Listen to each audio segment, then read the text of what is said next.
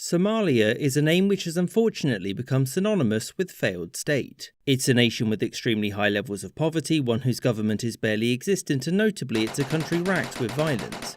But how did this come to be? Why did Somalia fail? So, as of 1945, Somalia, like most of Africa, was under European control. It was divided into two areas, British Somaliland in the north and Somalia to the south and east. This was also run by Britain at this point, who had taken it from Italy in the Second World War. Now, Britain's first instinct was to ask the brand new UN, maybe we could keep it, but the Somali people were pretty sick of Europeans and the UN said no. And thus, it was run by the British, who allowed for the establishment of political parties, and under orders from the UN it was passed back to Italy in 1950, on the sole condition that they give it independence within 10 years. And in 1960, both the British and Italian Somalilands were given independence, and very soon afterwards they united into the Somali Republic. At first, the Republic functioned well. The people of Somalia had free elections, freedom of speech, and the economy was growing. However, there were two major issues which plagued the Somali Republic. The first was that politics was dominated by the deeply entrenched clan system and as a result became fairly partisan. And the second was the idea of Greater Somalia.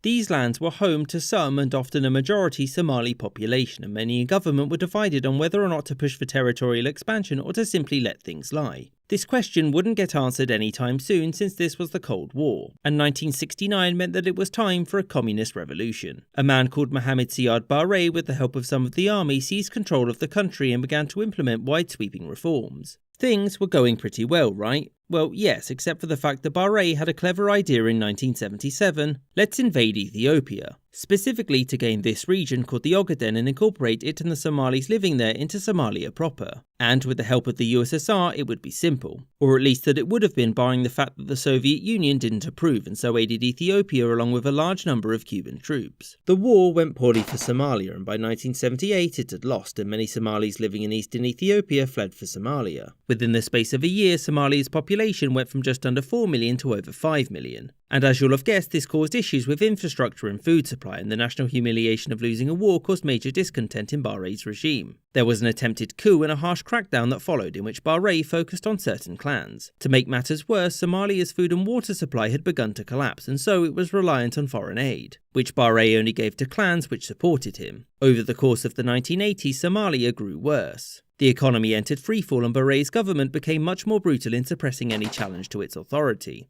This led to growing armed resistance by the sidelined clans, and by 1990, civil war. Most of Somalia fell to the rebels pretty quickly, and by 1991 Barre had fled the country, never to return, and also northern lands here declared independence as the Republic of Somaliland. And whilst many clans had put aside their differences to oust Barre, now that he was gone there was nothing keeping them together, and so, civil war. Again.